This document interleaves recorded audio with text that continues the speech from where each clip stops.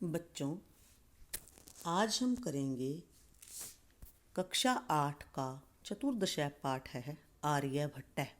बच्चों, आप जानते हो कि आर्यभट्ट कौन थे?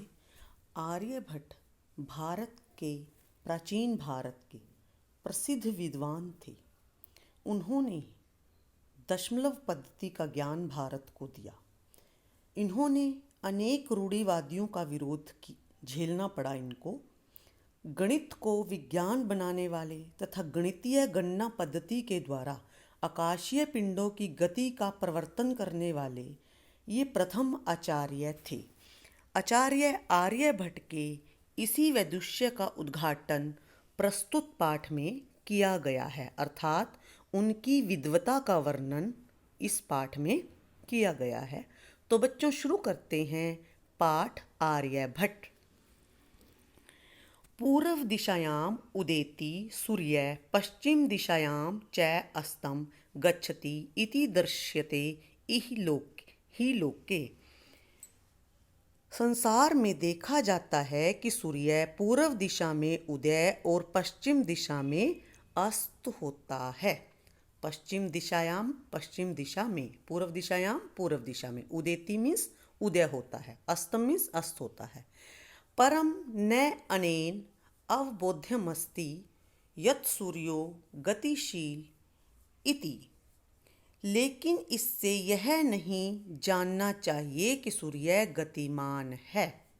सूर्यो अचल पृथ्वी च चला या स्वकीये अक्षे घूर्णति इति सांप्रतम सुस्थापित सिद्धांतः।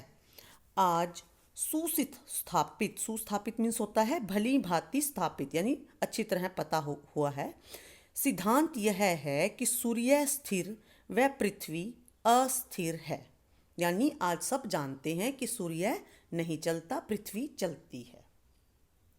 सिद्धांतोऽयं प्राथम्येन येन प्रवर्तितः स आसीत् महान गणितज्ञ ज्योतिर्विच आर्यभट्ट है। तो बच्चों, इसका मतलब है कि जो अपने अक्ष कहते हैं धुरी को, पर घूमती है, यह सिद्धांत सर्वप्रथम जिसने दिया वे महान गणित शास्त्री व ज्योतिषी आर्यभट्ट थे। सिद्धांतोऽयं प्राप्तेन येन प्रवर्तितः, यानी ये सिद्धांत सर्वप्रथम जिसने दिया वह कौन थे? महान गणितज्ञ, ज्योतिर्विच मीन्स ज्योतिषी, और आर्यभट्ट मीन्स आर्यभट्ट उनका नाम था। पृथ्वी ही स्थिरा वर्तते इति परंपरा प्रचलिता रूढ़ी तेन प्रत्यादिष्टा।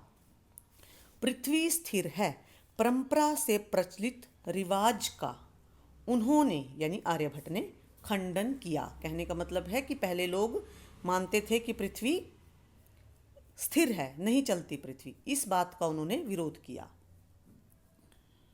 तेन उदाहृतं यत् गतिशीलायां नौकायां उपविष्ट मानवः नौकां स्थिरामनुभवति अन्यान् च पदार्थान् गतिशीलान् अवगच्छति। उसने उदाहरण दिया, चलती हुई नाव में बैठा व्यक्ति नाव को स्थिर और अन्य पदार्थों को गतिशील समझता है। अन्यान मीन्स अन्य, च मीन्स और, नौकायाम मीन्स नौका में, उपविष्ट मीन्स बैठा हुआ, मानव मीन्स मनुष्य। एवमेव गतिशीलायां पृथ्व्याम् अवस्थितः मानवः पृथ्वीं स्थिरामनुभवति सूर्योदिग्रहान् च गतिशीलान् वेति। इसी प्रकार गमन करती हुई कहती है चलती हुई पृथ्वी पर स्थित मनुष्य पृथ्वी को स्थिर समझता है और सूर्यादि ग्रहों को गतिशील समझता है। 476 तमे ख्रीस्ताब्दे आर्यभट्ट जन्म लब्धवानिति तेनैव विरचिते आर्यभट्टयम् इत्यस्मिन् ग्रंथे उल्लिखितम्। आर्यभट्ट के द्वारा लिखित ग्रंथ आर्यभट्टयम् में जिक्र है कि आर्यभट्ट ने सन 476 ईस्वी में जन्म लिया। ये ख्रिस्ताब्दे कहते हैं ईस्वी को।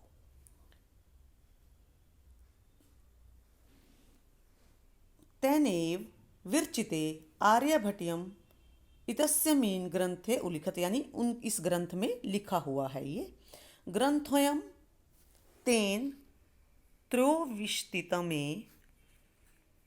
वयसि विरचित है। उनके द्वारा यह ग्रंथ 23 वर्ष की आयु में लिखा गया था। ऐतिहासिक स्रोतों भी ज्ञायते यत् पाटलिपुत्रम निक्षा आर्यभट्टस्य वेदशाला आसीत। ऐतिहासिक स्रोतों से भी ज्ञात होता है कि आर्यभट्ट की वेदशाला पाटलिपुत्र के पास थी, यानी प्रयोगशाला जिसको हम कहते हैं आज के ज़माने में, लैब जिसको आप बोलते हो। अनेन इदम अनुमीयते यत् तस्य कर्मभूमि पाटलिपुत्र में आसीत। इससे यह अनुमानित है, यानी अनुमान लगाया जाता है कि उनकी कर्मभूमि पाटलिपुत्र ही थी। आर्यभट्टस्य योगदानम गणित ज्योतिष्या संबंधम वर्तते यत्र संख्यानाम आंकलनम महत्वम आधाति। आर्यभट्ट का योगदान गणित व ज्योतिष से संबंध है, जहाँ संख्याओं की गणना महत्व रखती है। संख्या नाम मीन्स संख्याओं की, आंकलन मीन्स गणना। आर्यभट्ट फलित ज्योतिष शास्त्रे न विश्वसिति स्म। आर्यभट्ट फलित ज्योतिष शास्त्र में विश्वास नहीं करता था। गणितीय पद्धत्या कृतम आंकलनमाधृत्य एव तेन प्रतिपादितम यद ग्रहणे राहु केतु नाम को दानवो नास्ति कारणम।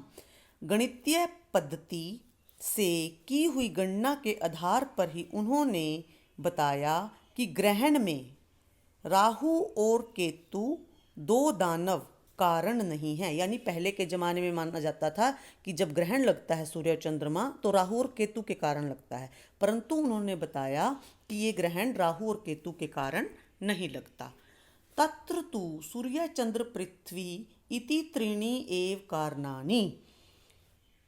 वहाँ तो सूरज, चांद और पृथ्वी ये तीन ही कारण हैं। यानी ग्रहण के कारण क्या हैं? सूर्य, चांद और पृथ्वी। सूर्य परितः भ्रमतया पृथ्व्याः चंद्रस्य परिक्रमापथेन संयोगाद ग्रहणम भवति। सूर्य के चारों ओर घूमने वाली पृथ्वी का चंद्रमा के परिक्रमा मार्ग से संयोग से ग्रहण होता है। यानी जब वो सूर्य के चारों ओर पृथ्वी घूमती है तो चंद्रमा बीच में आ जाता है, तो क्या लगता है? ग्रहण लगता है। यदा पृथिव्या छायापातेन चंद्रस्य प्रकाशः अवरुद्धते तदा चंद्रग्रहण भवति। जब पृथ्वी की छाया पड़ने से चंद्रमा का प्रकाश रुक जाता है तब चंद्र ग्रहण होता है। छायापतेन छाया पड़ने से, अवरुद्धते रुकने से।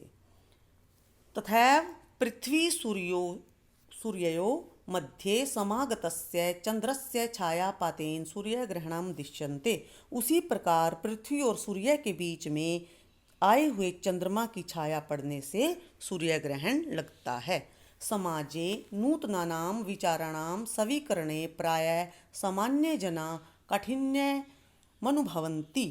समाज में नए विचारों को मानने में यानी स्वीकार करने में सामान्य मनुष्य कठिनाई का अनुभव करते हैं। यानी जब नया कोई विचार आता है तो उसको बड़ी मुश्किल से स्वीकार किया जाता है।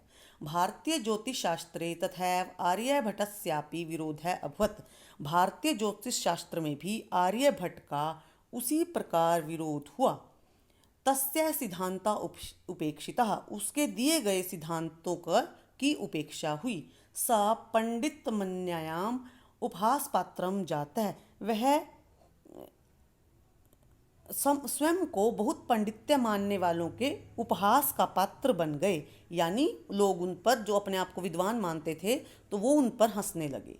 पुनरपि तस्य दृष्टि कालतिगामिनी दृष्टः।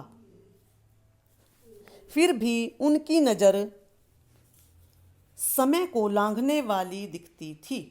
आधुनिक वैज्ञानिक है तस्मिन् तस्य च सिद्धांते समादरः प्रकटित है। आजकल के आधुनिक वैज्ञानिक उनमें व उनके सिद्धांत में आदर का भाव रखते हैं।